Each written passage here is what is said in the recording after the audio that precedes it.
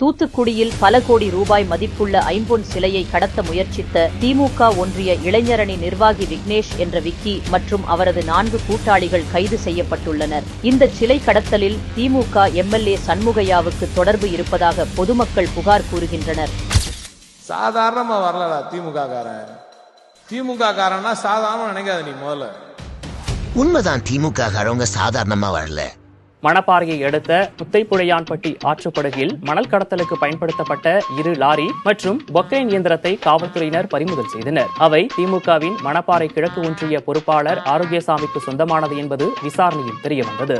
திருநெல்வேலி மாவட்டத்தில் குவாரி மணல் கடத்தல் வழக்கில் திமுக எம்பி ஞான திரவியத்தின் மகன் சிக்கியுள்ள நிகழ்வு பரபரப்பை ஏற்படுத்தியுள்ளது. செம்மரகட்டை கடத்திய வழக்கில் ஆரணி முன்னாள் திமுக சட்டமன்ற உறுப்பினரின் மகனை ஆந்திர போலீசார் கைது செய்துள்ளனர். கரூரில் மின் கணக்கீட்டாளர் கடத்தப்பட்ட வழக்கில் திமுக இளைஞரணி துணை அமைப்பாளர் உட்பட 4 பேர் கைது செய்யப்பட்டனர். பென்ஸ் காரில் சென்று ஆந்திராவிலிருந்து மதுபாட்டில்களை கடத்தி வந்த சென்னை திருவொற்றியூரை சேர்ந்த திமுக பிரமுகரை காவல்துறையினர் கைது செய்தனர்.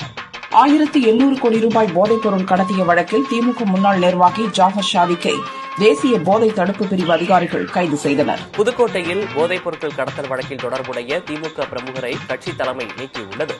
ராமநாதபுரம் மாவட்டம் கீழக்கரை திமுக கவுன்சிலரிடமிருந்து 360 கோடி ரூபாய் மதிப்புள்ள போதைப் பொருள் கைப்பற்றப்பட்ட சம்பவம் பெரும் அதிர்ச்சியை ஏற்படுத்தியுள்ளது.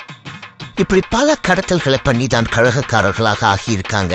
இல்ல திமுக காரர்களாகவே மாறி இருக்காங்கன்னு சொல்றோம்.